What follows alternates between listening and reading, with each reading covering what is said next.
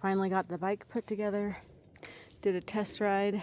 Of course, it's rainy and wet outside today. Got my seat post installed.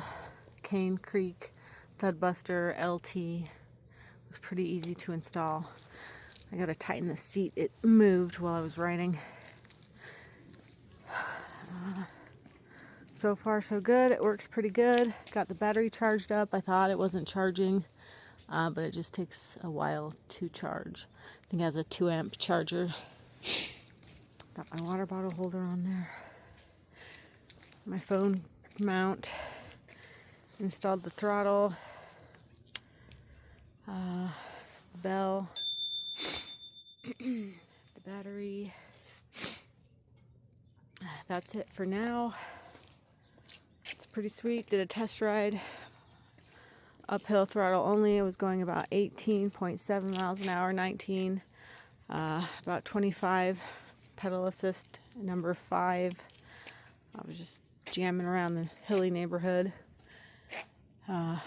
Easily goes 27, 28 on flat ground, no problem.